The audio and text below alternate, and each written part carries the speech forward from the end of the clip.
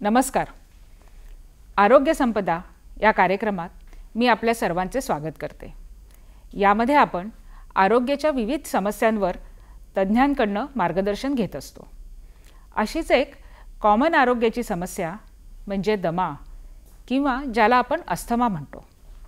Asthma म्हटलं की श्वास घेण्यासाठी तडफडणारी व्यक्ती आणि हतबल झालेले नातेवाईक असंच काहीसं चित्र आपल्या डोळ्यापुढे येत असतं. याच्याविषयीच आपण आज मार्गदर्शन घेणार आहोत. अस्थमाची विविध कारणं काय, त्याच्यावर आधुनिक उपचार पद्धती काय, किंवा समाजामध्ये याच्याबद्दल काय गैरसमज आहे, या सर्वांबद्दल आपण आज या कार्यक्रमात जाणून घेणार आहोत. आणि यावर मार्गदर्शन करण्यासाठी आज आपल्याकडे आलेले आहेत नागपुरातील तसेच पूर्ण विदर्भातील नामांकित बालरोग तज्ज्ञ doctor Shilpa Hazare madam. Madam, आपलं या कार्यक्रमात स्वागत आहे. नमस्कार. डॉक्टर शिल्पा हजारे या बालरोग तज्ज्ञ आहे. या विषयामध्ये MD, DNB अशी उच्च डिग्री पण त्यांनी घेतलेली आहे. लहान मुलांचे श्वसनाचे आजार हे त्यांचं प्रमुख कार्यक्षेत्र आहे. यासाठी त्यांनी वेगवेगळे सर्टिफिकेट कोर्सेस, डिप्लोमा कोर्सेस देखील केलेले आहे. लहान मुलांची श्वासनलिकामध्ये तपासणी करणे, ज्याला आपण ब्रॉन्कोस्कोपी म्हणतो, यामध्ये मॅडमचं विशेष कौशल्य आहे. अस्थमा हे मॅडमचं कार्यक्षेत्र आहे आणि म्हणूनच या विषयावर आज आपल्याला मॅडम मार्गदर्शन करणार आहे. मॅडम, मी पुन्हा एकदा स्टुडिओत आपलं स्वागत करते आणि आता आपण चर्चेला सुरुवात करूया. अस्थमा म्हटलं की चुलीवर काम करणारी एखादी स्त्री वारंवार खोकलत असते किंवा एखादा व्यक्ती ॲडमिट झालेला असतो आणि श्वास घेण्यासाठी धडपडत असतो, असंच काहीसं दिसतं. मॅडम, आम्हाला सांगा की हाच प्रकार दमा असतो का, की अस्थमा म्हणजे नेमकं काय? दमा आणि अस्थमा हा एकच प्रकार आहे आणि अस्थमा हा एक आजार आहे आणि या आजारामध्ये श्वासनलिकांवर सूज येणे किंवा श्वासनलिकांवर सूज आल्यामुळे त्या आकुंचन पावणे, श्वासनलिकेवर लालपण येणे, हे सगळे प्रकार अस्थमामध्ये होतात. आणि अस्थमाची लक्षणं म्हणजे फक्त धाप लागणे किंवा दम लागणे नाही आहे. ज्या काही लहान मुलांना खूप वेळा खोकल्याची उबळ येते आणि सारखं खोकल्याचं प्रमाण राहते किंवा छाती भरून येते, ज्याला चेस्ट टाईटनेस म्हणलं जाते, किंवा खूप कफ दाटून येते, ही सगळी पण अस्थमाचीच लक्षणं आहेत. हां, म्हणजे हे खूप महत्त्वाचं सांगितलं आहे की फक्त धाप लागणे हे अस्थमाचं लक्षण नसून एकच लक्षण नाही, वारंवार येणारा वेगळ्या प्रकारचा खोकला हे देखील त्याचं लक्षण असू शकतं. मॅडम, आजकाल आपण पाहतो की वातावरणात खूप बदल होत आहे. सकाळी ऊन असतं, रात्री पाऊस असतो, प्रदूषण वाढलेलं आहे, धुळीचं प्रमाण वाढलेलं आहे. याचा पण काही व्यक्तींवर परिणाम होतो का, किंवा यामुळे पण अस्थमा होतो का, की याच्यामध्ये काही अनुवंशिकतेचं पण प्रमाण आहे? बरोबर. अस्थमामध्ये तसं आम्ही मल्टीफॅक्टोरियल कारणं म्हणतो. मल्टीफॅक्टोरियल म्हणजे त्याची खूप सारी कारणं आहेत. एक प्रमुख कारण जे आहे ते अनुवंशिकता नक्कीच आहे. असं म्हणलं जातं की जर एका पालकाला अस्थमा असेल तर मुलांमध्ये अस्थमा होण्याची शक्यता 25% असते. दोन्ही पालकांना जर अस्थमा असेल तर मुलांमध्ये अस्थमा होण्याची शक्यता 50% असते. आणि जर काहीही फॅमिली हिस्ट्री नसेल तरीसुद्धा अस्थमा होण्याची शक्यता 5% असते.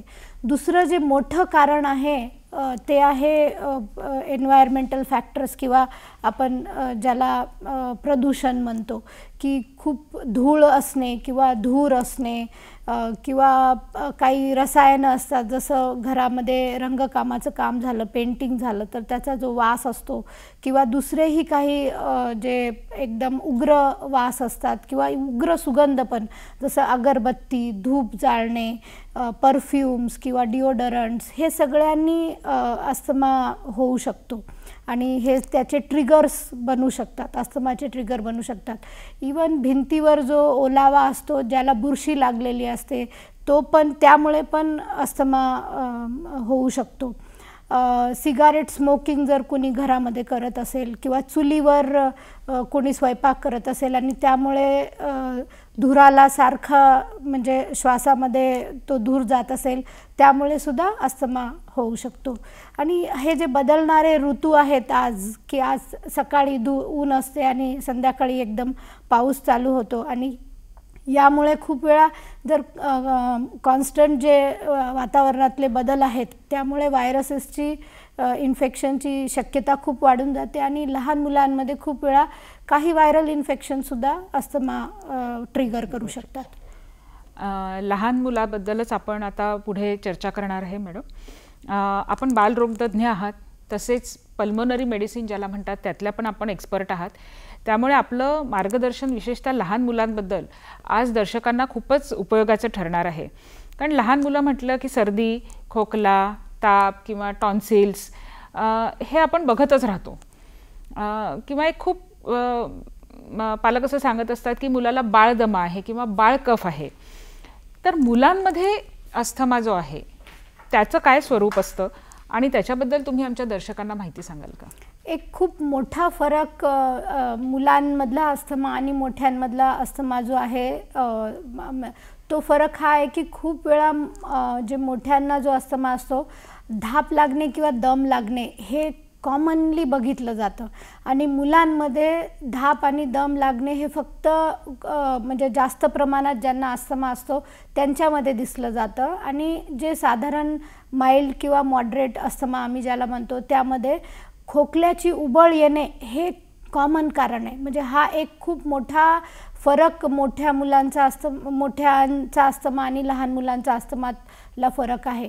आणि दुसरं बाळदमा हा जो शब्द वापरला जातो आपल्या ह्याच्यात की त्याला बाळदमा यासाठी म्हणलं जातं की जिथे अनुवंशिकता हे कारण नाही आहे, म्हणजे पोल्युशनमुळे किंवा दुसऱ्या कारणांमुळे अस्थमा होतो आहे किंवा व्हायरल इन्फेक्शन्समुळे अस्थमा होतो आहे, त्याच्यामध्ये ॲक्च्युली 60 ते 70% मुलांमध्ये 6 ते 7 वर्षानंतर अस्थमाची लक्षणं दिसली जात नाहीत आणि त्यामुळे त्याला बाळदमा म्हणलं जातं. म्हणजे की जो नेहमी राहणार नाही आहे. पण जिथे अनुवंशिकता हे कारण आहे तिथे त्यांना मोठे होऊनही अस्थमाचं प्रमाण राहू शकतं.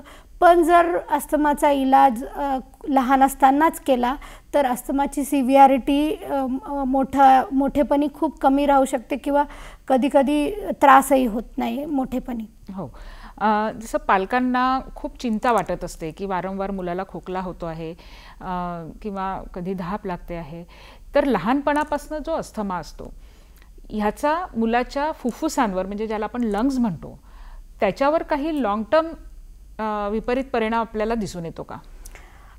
लहान मुलांना जेव्हा अस्थमा असतो खूप वेळा त्याच्यासाठी जर बरोबर रीतीने इलाज केला नाही गेला तर अशा वेळेस जे आपली फुफ्फुसांची जी वाढ आहे ती व्यवस्थित होत नाही आणि ती फुफ्फुसांची जी साईज आहे ती कमी राहते किंवा श्वासनलिकांची साईज पण कमी राहते आणि एक व्हायटल कॅपॅसिटी म्हणली जाते, आपल्या ज्या फुफ्फुसांची क्षमता ती पण कमी होते. पण एक कन्सेप्ट आहे की जर आपण व्यवस्थित प्रकारे जर इलाज केला नाही आणि मूल सारखं खोकत राहिलं तर श्वासनलिकेवर परमनंट परिणाम होतात, ज्याला मेडिकल भाषेमध्ये आम्ही रिमॉडेलिंग ऑफ एअरवेज म्हणतो. आणि जर व्यवस्थित इलाज नाही केला तर अशी मुले मोठेपणी होऊन अस्थमा जास्त प्रमाणात त्यांना त्रास देऊ शकतो. तर त्यामुळे लॉंग टर्म परिणाम खूप प्रमाणात दिसले जातात. मला असं वाटतं ही खूप महत्त्वाची माहिती आज आपल्याला डॉक्टरांनी सांगितलेली आहे, विशेषतः पालकांसाठी की ज्यांच्या मुलांना अस्थमाचा त्रास आहे त्यांनी अगदी योग्य वेळी त्याला योग्य ती ट्रीटमेंट देणं हे खूप आवश्यक आहे, नाहीतर मोठेपणी त्याच्या लंग्सवर काही विपरीत परिणाम होऊ शकतो. धन्यवाद मॅडम, ही खूप छान माहिती तुम्ही सांगितलेली आहे. दमा हा जो एक अस्थमा जो वारंवार होणारा आजार आहे याची जर आपल्याला प्रॉपर ट्रीटमेंट करायची आहे तर मला असं वाटतं पालकांचं मार्गदर्शन किंवा पालकांनी स्वतःला अवेअर करून घेणं की हा काय प्रकार आहे आणि हा आपण कसा कमी करू शकतो हे फार आवश्यक आहे आणि ही कदाचित दम्याच्या मॅनेजमेंटची पहिली स्टेप राहू शकते. तर मॅडम आम्हाला सांगा की अस्थमाचं काही निदान करण्याच्या काही टेस्ट असतात का?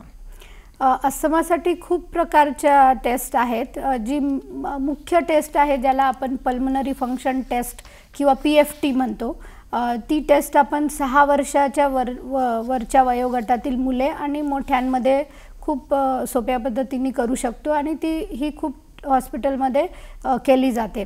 6 वर्षाच्या खालच्या मुलांमध्ये अस्थमाचे टेस्ट करण्यासाठी फक्त एक टेस्ट उपलब्ध आहे, ज्याला आपण IOS म्हणतो किंवा इन्फंट ऑसिलोमेट्री म्हणतो.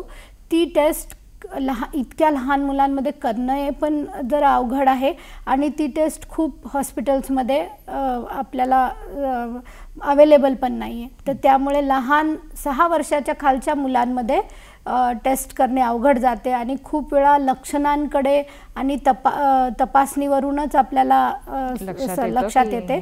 पण मोठ्यांमध्ये पल्मोनरी फंक्शन टेस्ट ही केली गेली पाहिजे आणि त्यानुसार इलाज झाला पाहिजे. बरेचदा पालकांना असं वाटतं की कदाचित ॲलर्जीमुळे ह्या गोष्टी असतील आहे आणि म्हणून काही पालक असे विचारत असतात की आम्ही ह्याला ॲलर्जी टेस्ट करायला पाहिजे का? तर ह्याच्याबद्दल आपलं काय मत आहे?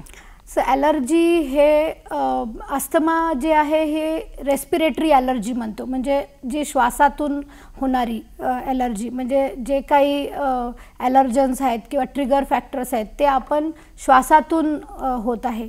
ॲलर्जी फूड ॲलर्जी पण असते, स्किन ॲलर्जी पण असते. तर अस्थमामध्ये ॲलर्जी टेस्ट आपण तेव्हाच करतो जेव्हा तो अस्थमा रुटीन पद्धतीने व्यवस्थित कंट्रोल होत नाही आहे किंवा सिव्हिअर प्रमाणातला जो अस्थमा आहे त्यांच्यामध्ये आपण ॲलर्जी टेस्ट करतो. पण ॲलर्जी टेस्टचं मूळ गरज जी आहे ती फूड ॲलर्जी किंवा स्किन ॲलर्जीमध्ये जास्त आहे. म्हणजे काही मुलांमध्ये मला असं वाटतं जर ॲलर्जी टेस्ट करायची असेल तर आधी तज्ज्ञांचा सल्ला घेऊन मगच ही टेस्ट करायला पाहिजे असं मॅडमचं म्हणणं आहे. मॅडम, निदान झालं की या मुलाला अस्थमा आहे किंवा या व्यक्तीला अस्थमा आहे आणि मग पुढची स्टेप येते ती आपली उपचाराची येते. आणि अस्थमाचा उपचार म्हणजे आपल्याला वाटतं की अनेक प्रकारचे सिरप्स उपलब्ध असतात, गोळ्या उपलब्ध असतात, कोणी छातीला मलम लावतं किंवा वाफारा सांगितला जातो. आजकाल नवीन पद्धतीमध्ये पफ ज्याला म्हणतात ते किंवा नेब्युलायझर, अशा अनेक गोष्टी आपण उपचारांमध्ये ऐकून असतो किंवा पालकांना माहिती असतात. परंतु व्यवस्थित जर आपल्याला उपचार करायचा आहे तर त्याच्यासाठी तुम्ही आम्हाला काय स्टेप सांगाल? अस्थमाच्या उपचारामध्ये जे 2 आपले ध्येय आहेत की एक तर जे लक्षणं आहेत ती कंट्रोलमध्ये राहिली पाहिजे, मूल स्वस्थ राहिलं पाहिजे आणि मुलांची जी ग्रोथ आहे ती चांगली राहिली पाहिजे. आणि मोठ्यांमध्ये लक्षणं नसली पाहिजे आणि त्यांच्या कामावर, म्हणजे जे रोज त्यांचं प्रोफेशन आहे त्याच्यामध्ये त्रास नाही आला पाहिजे. जर लक्षणं नसली तर डेफिनेटली काही त्रास होत नाही. आणि ही ध्येय साधण्यासाठी जसं अस्थमा खूप जुन्या काळापासून चालू आहे, तर पूर्वी गोळ्यांनी किंवा सिरप्सनी याचा इलाज केला जायचा. मग त्यानंतर हळूहळू नेब्युलायझेशन किंवा नेब्युलायझर देणे आणि वाफ देणे, ज्याला आपण वाफ देणे म्हणतो, त्याच्यानी पण इलाज केला जायचा. पण आता जी नवी पद्धती आहे ज्याला आपण इनहेलेशन थेरपी किंवा पंप म्हणतो, ती सगळ्यात सुरक्षित आणि त्याच्यामध्ये औषधीचं प्रमाण पण खूप कमी असतं. एक उदाहरण द्यायचं झालं तर गोळ्या आणि सिरपमध्ये मिलीग्राममध्ये औषधी असते, नेब्युलायझरमध्ये पण मिलीग्राममध्ये औषधी असते, पण इनहेलेशन थेरपी किंवा पंपमध्ये मायक्रोग्राममध्ये औषधी असते. म्हणजे 1000 पटीनं औषधीचा डोस कमी असतो आणि हा जो डोस आहे हा श्वासाद्वारे जातो, तो पचन होत नाही आणि त्यामुळे त्याची साईड इफेक्ट्स इनहेलेशन थेरपीचे खूप कमी आहेत. इनहेलेशन थेरपी जी तुम्ही म्हटली ही मला असं वाटतं पालकांना ह्याची पूर्ण माहिती असणं खूप जास्त गरजेचं आहे आणि ती माहिती आपण घेणारच आहोत. परंतु आता या कार्यक्रमात वेळ झाली आहे एका ब्रेकची आणि ब्रेकनंतर आपण पुन्हा हा चर्चा अशीच सुरू ठेवणार आहोत. कुठेही जाऊ नका, भेटूया ब्रेकनंतर.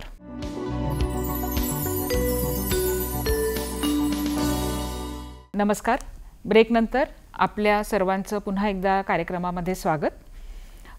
अस्थमा या विषयावर डॉक्टर शिल्पा हजारे मॅडम आपल्याला मार्गदर्शन करत आहे आणि इन्हलेशन थेरपी, अस्थमासाठी इन्हलेशन थेरपी या गोष्टीचा त्यांनी उल्लेख केला आणि ही एक अतिशय आधुनिक आणि सुरक्षित उपचार पद्धती आहे असं मॅडम आपल्याला सांगत आहेत.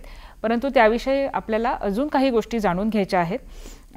तर मॅडम, सर्वसामान्यपणे अस्थमासाठी आम्ही पफ वापरतो बॉ किंवा आम्ही अस्थमासाठी नेब्युलायझर वापरतो बॉ असं पालक सांगत असतात.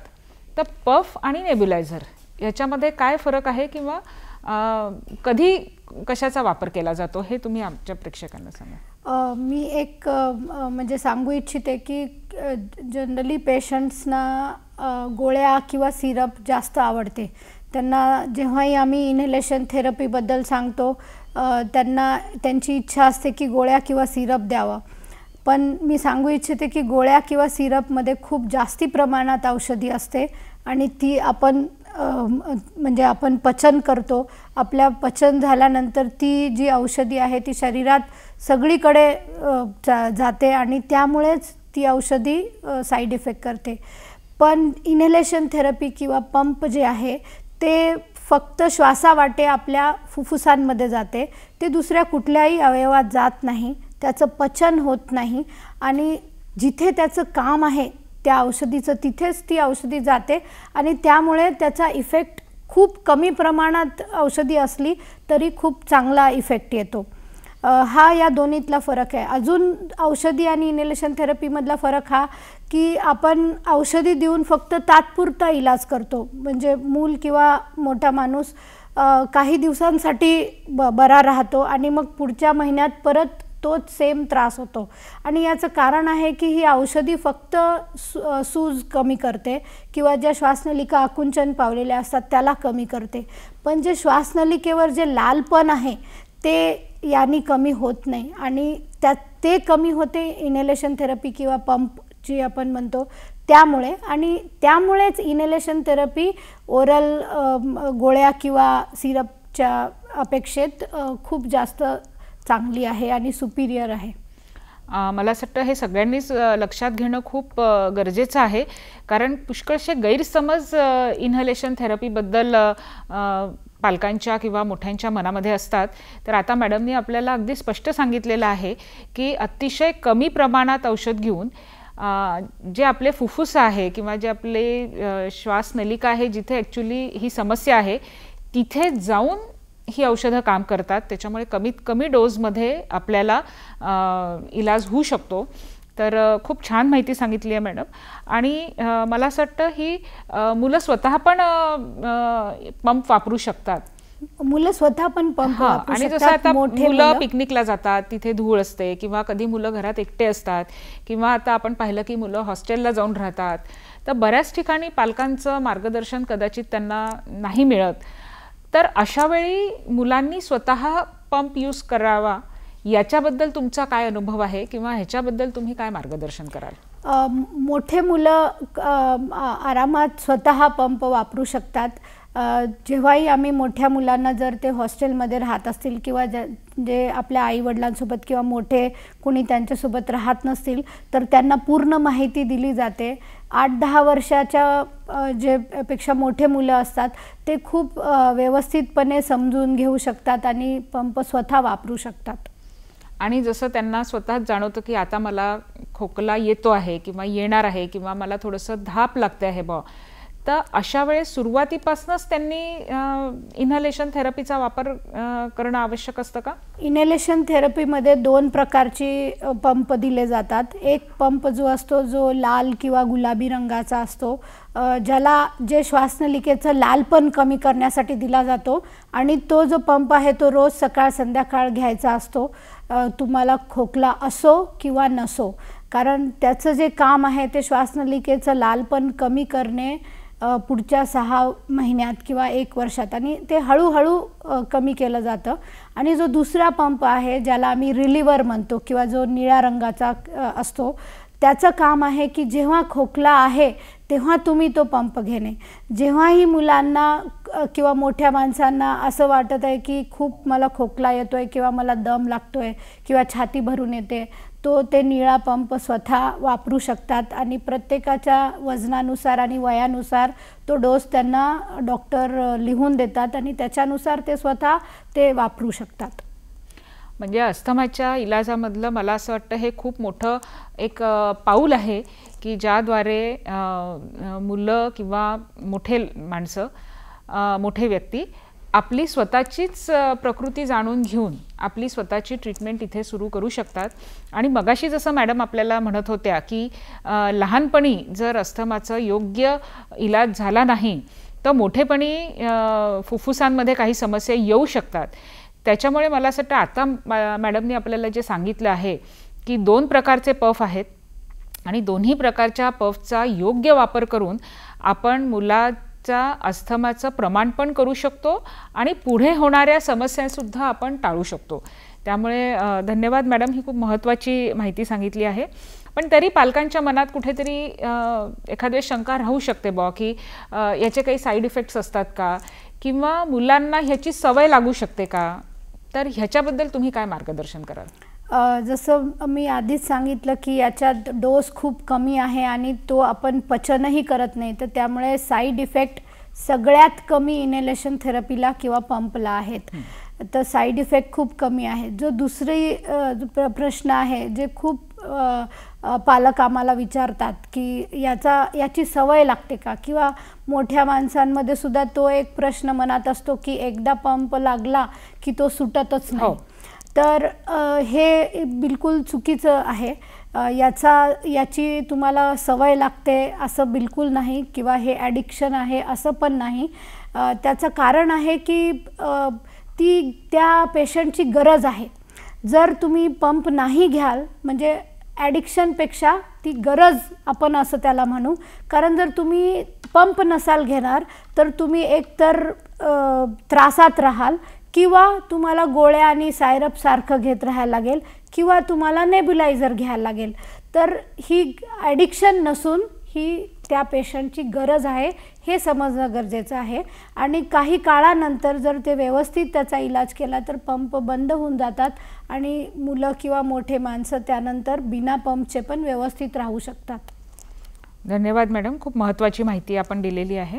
आता जसं आपण मुलांचा विचार करतो आहे, मुलांचं विश्व म्हणजे त्यांची शाळा, त्यांचं ट्युशन, त्यांचे छंद, मित्र, अशा वेळी वारंवार जर अस्थमाचा अटॅक येत असेल आणि त्यामुळे त्याच्या दैनंदिन ज्या ॲक्टिव्हिटीज असतात त्यावर काही विपरीत परिणाम होत असेल, तर त्या मुलाच्या मानसिकतेवर काही परिणाम होतो का? किंवा मुलंच कशाला, इवन मोठेही आपण जर म्हटलं की वारंवार त्यांना असे अटॅक्स येत असतील तर त्यांच्या मानसिकतेवर काही परिणाम होतो का, आणि मग आपण त्याला काय सांगू शकतो? जर एखादं मूल असो किंवा मोठं माणूस असो, जर सारखं अस्थमाचा त्रास होत असेल, दर महिन्याला सर्दी खोकला होत असेल, तर त्यामुळे त्या मुलांची जशी शाळा, ट्युशन याच्यामध्ये म्हणजे गॅप येईल, किंवा मोठ्यांना ऑफिसात जाण्यासाठी सुट्ट्या जास्त घ्याव्या लागतील. आणि यामुळे जर सारख्या सुट्ट्या घ्यायला लागल्या तर मुलांच्या अभ्यासामध्ये त्यात फरक येतो, त्यांच्या मित्रमैत्रिणी तुटण्याचा शक्यता असते. मोठ्यांमध्ये खूप वेळा सारखी सुट्ट्या घ्याव्या लागतात ऑफिसमध्ये, तर त्यांना त्यांच्या वरच्या अधिकाऱ्यांकडून त्याचा त्रास होऊ शकतो. आणि या सगळ्यामुळे एक स्ट्रेस जे आपण म्हणतो ते डेफिनेटली होते, आणि स्ट्रेस झाल्यामुळे अस्थमाचा कंट्रोल करणे आणखी अवघड होऊन जाते. तर ही एक खूप महत्त्वाची बाब आहे. जर कुठल्याही लहान मुलांना किंवा मोठ्या माणसांना त्याचा स्ट्रेस होत असेल तर त्यांनी बरोबर उपचार केला पाहिजे, आणि त्यासाठी काउन्सिलिंग पण त्याची पण मदत घेतली गेली पाहिजे. म्हणजे अस्थमा आणि सोबत ताण तणाव किंवा स्ट्रेस, मग तो घरच्यांना असो किंवा त्या स्वतः पेशंटला असो, ह्या विषयावर आपण आपली चर्चा तशी सुरू ठेवणार आहे. पुन्हा वेळ झालेली आहे एका विश्रांतीची. विश्रांतीनंतर आपण या चर्चेला पुन्हा सुरू ठेवू. आपण कुठेही जाऊ नका, आपण पुन्हा भेटूया विश्रांतीनंतर.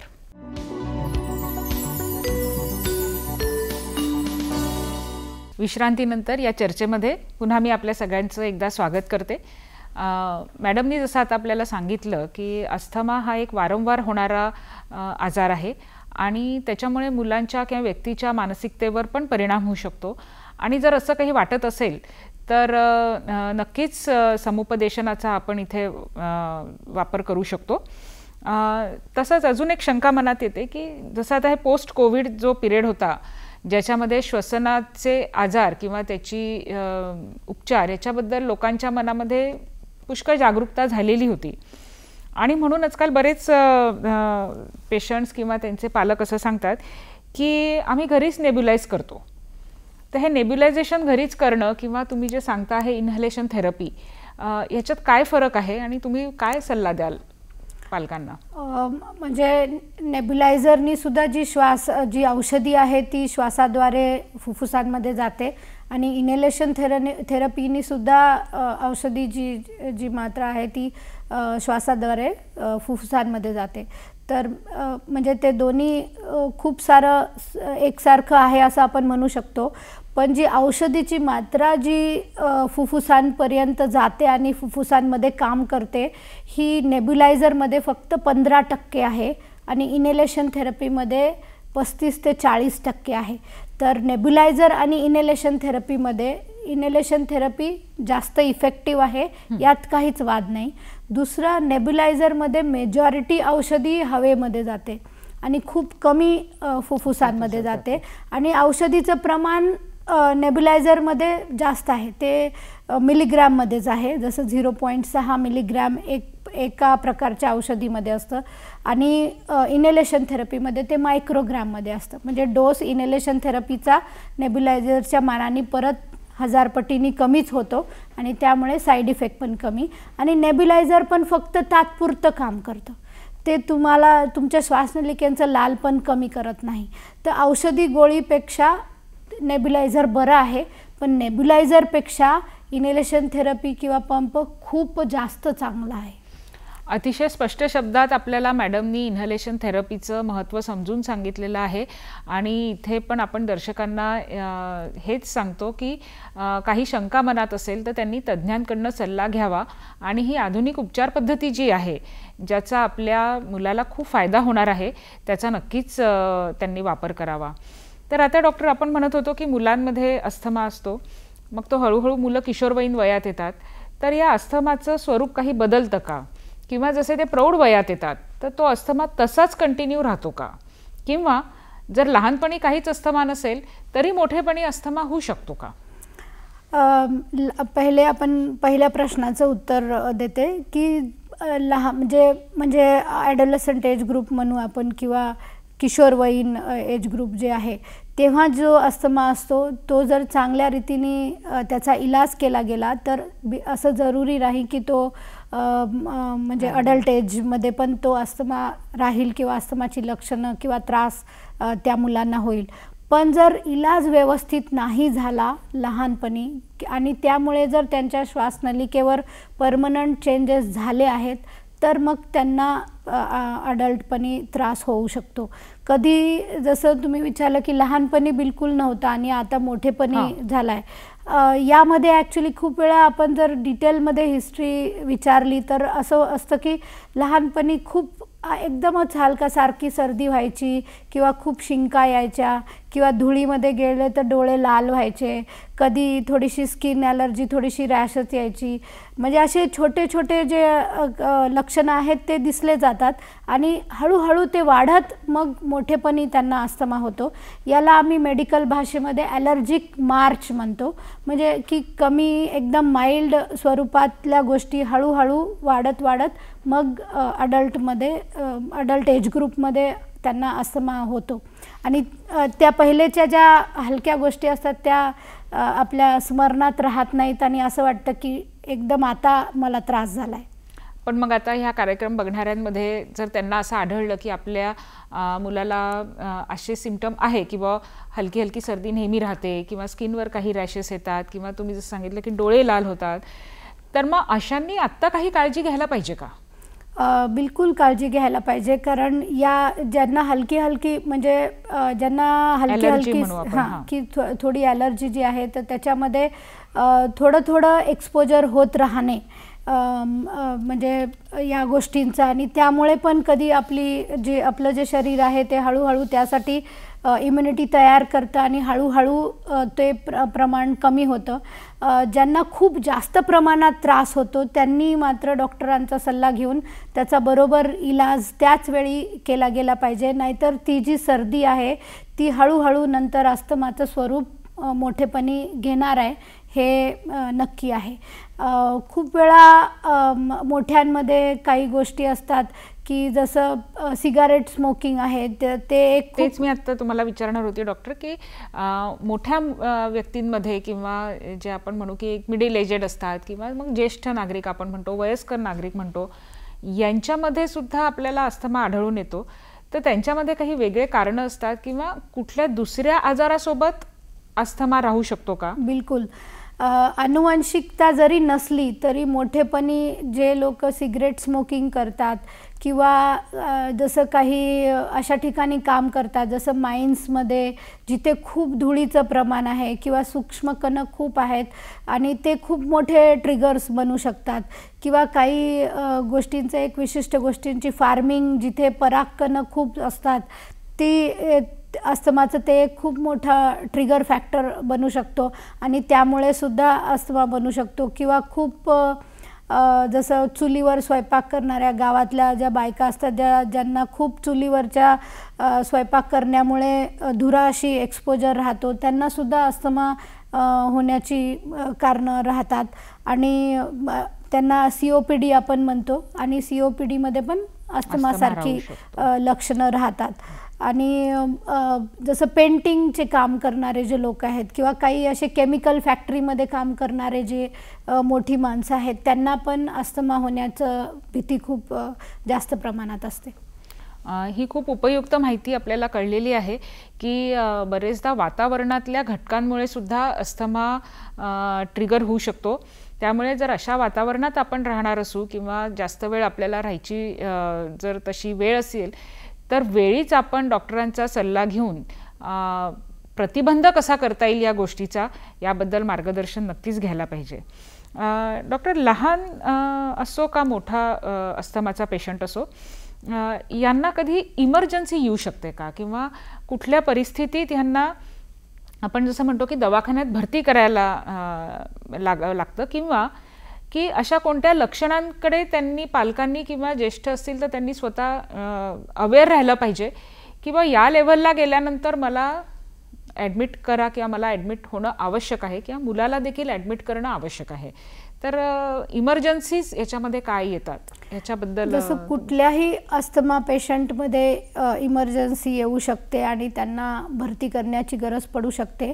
आणि खूप वेळा आपले जसं की रंगपंचमी आहे जेव्हा हे इमर्जन्सी सिच्युएशन, कारण ज्यांना ऑलरेडी त्रास आहे त्यांना त्या रंगाच्या केमिकल्समुळे किंवा ते जे धुळीचे कण असतात त्याच्यातले रंगाचे जे कण आहेत फटाक्यांमुळे किंवा दिवाळीची सफाई करताय कुणी, जसं घरचे मोठे माणसं दिवाळीची सफाई करण्यामुळे जे धुळीला त्यांचं जे एक्सपोजर होते त्यामुळे किंवा फटाक्यांच्या धुरामुळे अशा संपर्कात आलं किंवा घरात जर रंगकामाचं काम झालं आहे, पेंटिंग झालं आहे तर त्यामुळे सुद्धा अशी इमर्जन्सी सिच्युएशन निर्माण होऊ शकते. आणि असे कोणते लक्षण आहेत मी ॲक्च्युली सगळ्यांना सांगू इच्छिते की हे लक्षणांना आम्ही मेडिकल भाषेमध्ये रेड फ्लॅग साईन्स म्हणतो की जसं खूप उबळ येणे. रेड फ्लॅग साईन्स बद्दल चर्चा करूच मॅडम, कारण हा खूप महत्त्वाचा विषय आहे. परंतु आता आपली पुन्हा एकदा वेळ झालेली आहे विश्रांतीची. आपण हा कार्यक्रम चर्चा अशीच सुरू ठेवणार आहे. कुठेही जाऊ नका, विश्रांतीनंतर आपण पुन्हा भेटूया.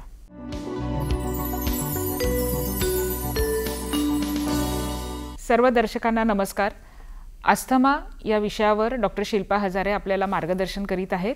आणि आत्ताच मॅडम आपल्याला म्हणत होत्या की काही रेड फ्लॅग साईन्स असतात किंवा असे काही लक्षणं असतात की जी लक्षात आली तर त्या व्यक्तीला आपल्याला भरती करणे आवश्यक असते. तर मॅडम, रेड फ्लॅग साईन्सवर तुम्ही काय सांगाल?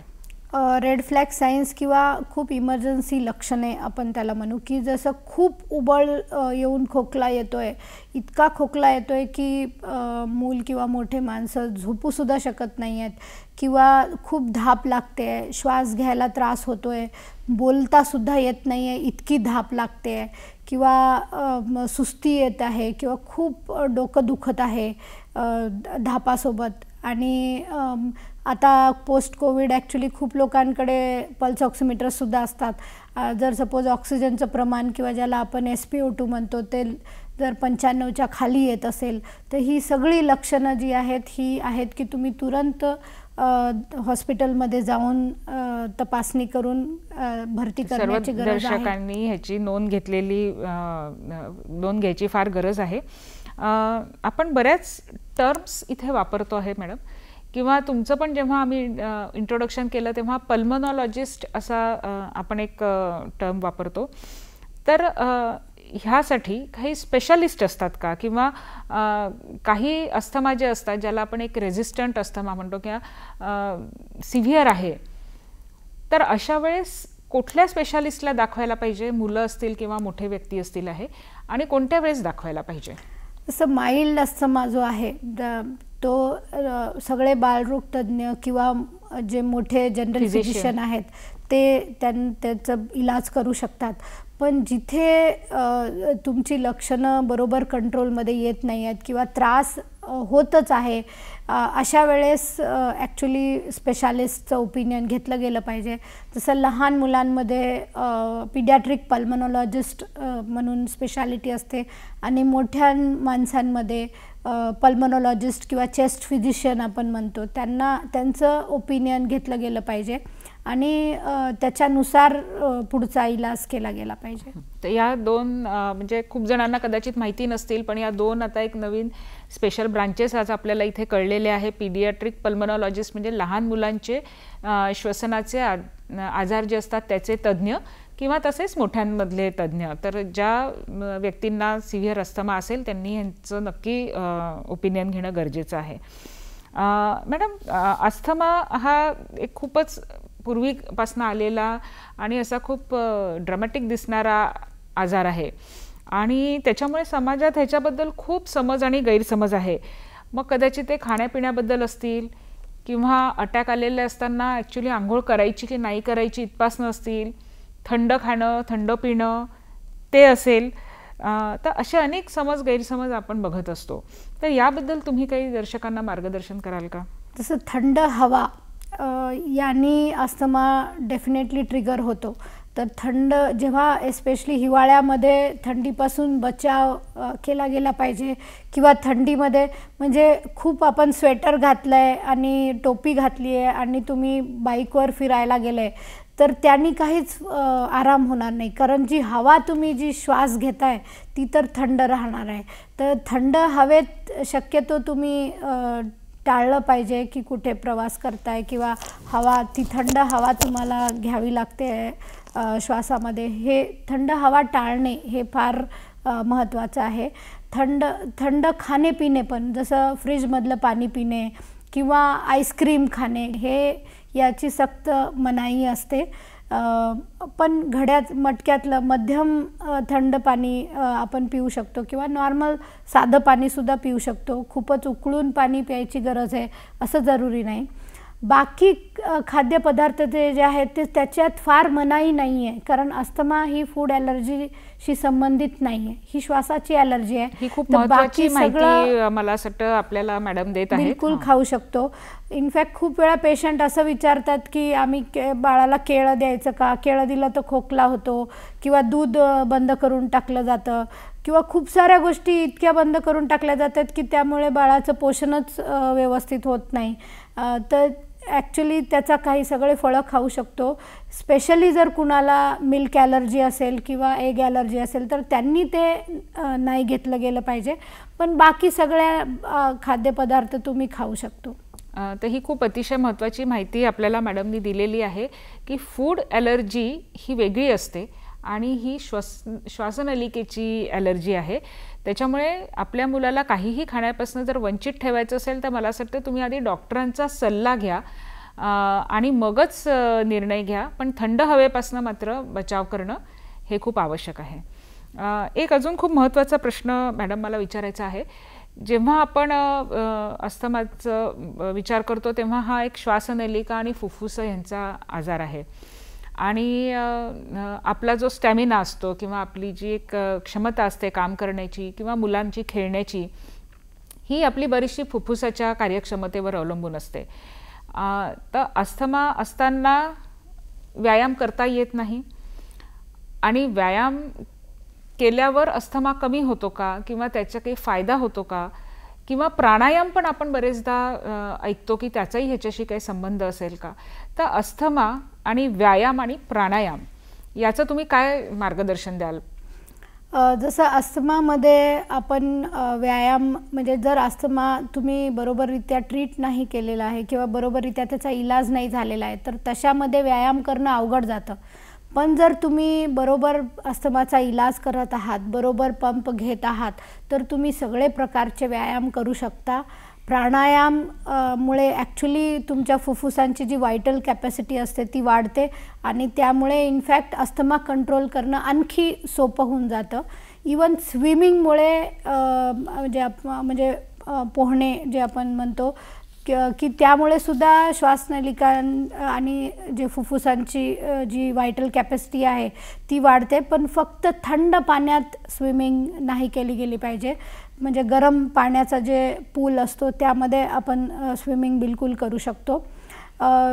खूप सारे खेळाडू आहेत किंवा खूप सारे सेलिब्रिटी आहेत ज्यांना अस्थमा आहे आणि ते त्याचा बरोबर इलाज करत आहेत आणि त्यांनी आपलं नाव त्यांचं खूप पुढे केलेलं आहे. जर अस्थमाचा इलाज बरोबररित्या केला तर तुम्ही सगळं काही करू शकता. म्हणजे तुम्हाला काही गोष्टी अशा नाही आहेत की ज्या तुम्ही नाही करू शकत.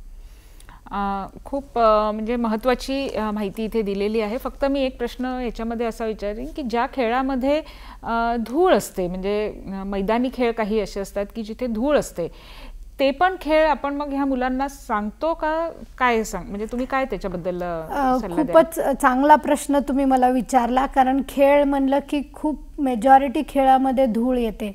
पण ज्या खेळामध्ये धूळ खूप असणार आहे तो खेळ जर तुम्ही नाही खेळला आणि तो खेळ सोडून तुम्ही दुसऱ्या खेळांची निवड केली तर तुम्ही बिलकुल खेळू शकता. कारण एक्सेस धूळनी अस्थमा ट्रिगर होऊ शकतो, हे शक्य आहे. तर असे बरेच खेळ आहेत. जसं फुटबॉल जनरली ग्रासवाल्या ग्राउंडमध्ये खेळला जातो किंवा बॅडमिंटन जो आहे तो म्हणजे कोर्टमध्ये खेळला जातो, बास्केटबॉल, हे सगळे खेळ तुम्ही मला असं वाटतं व्यायाम केला तर मुलाच्या मानसिकतेवर, शारीरिक क्षमतेवर दोन्ही ठिकाणी फायदाच होणार आहे. फक्त मुलासाठी खेळ निवडताना जर त्या मुलाला अस्थमा असेल तर त्यांनी थोडं मार्गदर्शन घेऊन करावं. पण व्यायाम आणि प्राणायाम ह्यांनी अस्थमावर नक्कीच सकारात्मक परिणाम होतो, हे मॅडमनी आपल्याला सांगितलेलं आहे. आता आपण पुन्हा एका विश्रांतीसाठी जातो आहे आणि लवकरच आपण परत येऊ आणि पुढील चर्चा जी आहे, जी थोडीशी सामाजिक लेवलवर आपण काय करू शकतो याबद्दल चर्चा करणार आहे. पुन्हा भेटूया, कुठेही जाऊ नका.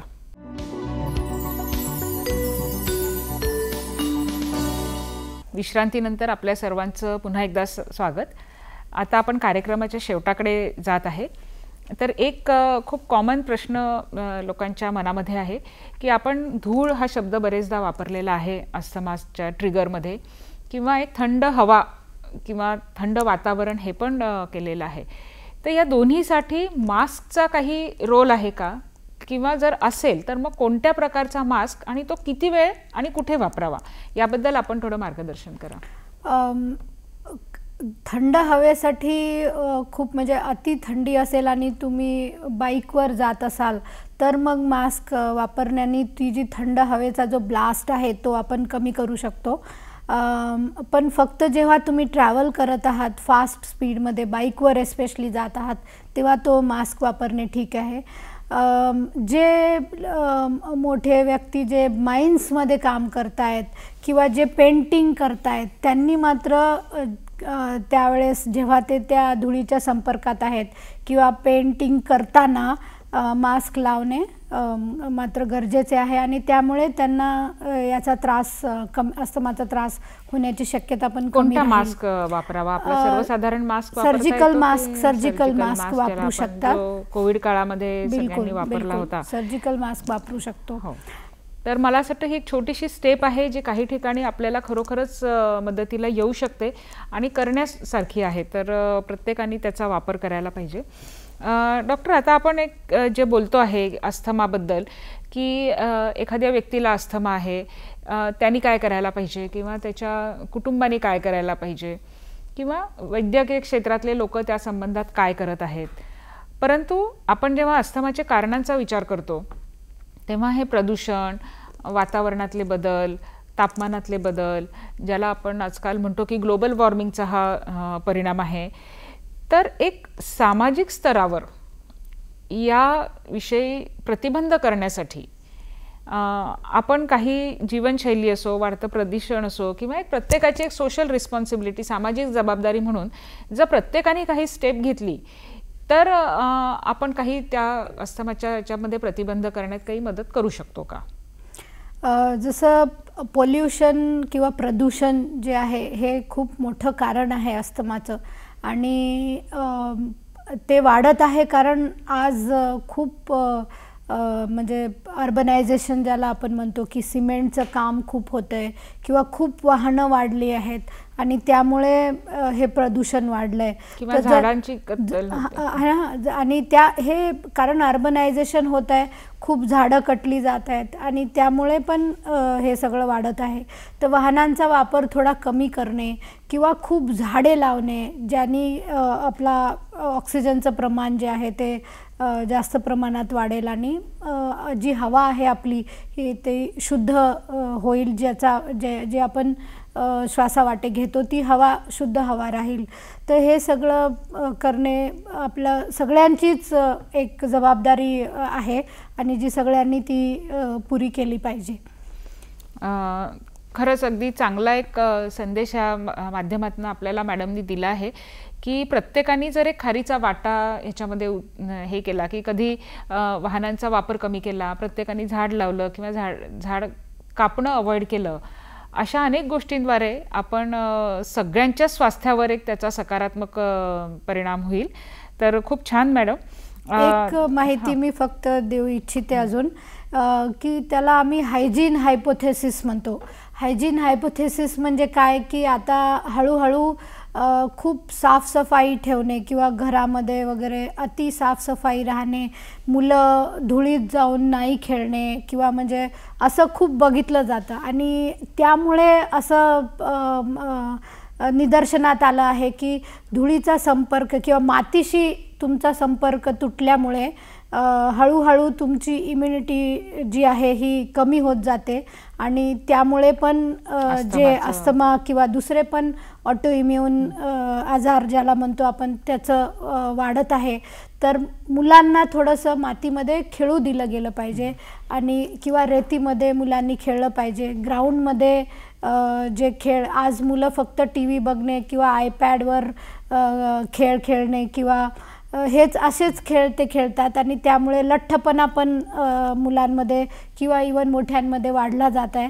तर ह्या सगळ्या गोष्टीमध्ये ॲक्च्युली एक सकारात्मक भूमिका सगळ्यांनी घेतली गेली पाहिजे.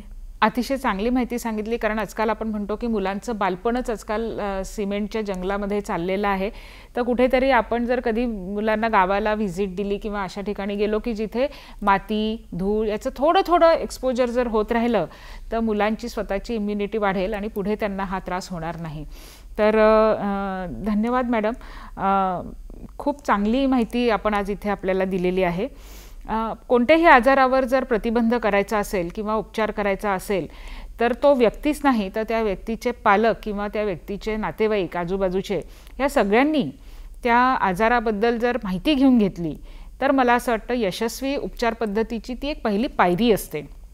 त्यामुळे समाजामध्ये विविध आरोग्याच्या समस्यावर जागरूकता करणे या उद्देशाने आपण आज हा कार्यक्रम घेतलेला होता आणि डॉक्टर शिल्पा हजारे मॅडम यांनी अतिशय कॉमन पण असा त्रासदायक असा हा जो एक आजार आहे अस्थमाचा, या विषयावर अगदी सांगोपांगी तुम्ही चर्चा केलेली आहे. एक सखोल मार्गदर्शन आपण इथे केलेलं आहे. नक्कीच प्रत्येकाला ह्याचा फायदा होणार आहे आणि आपण आज इथे स्टुडिओमध्ये आला आणि नागपूर दूरदर्शनच्या वतीने मी आपले आभार मानते. धन्यवाद. धन्यवाद.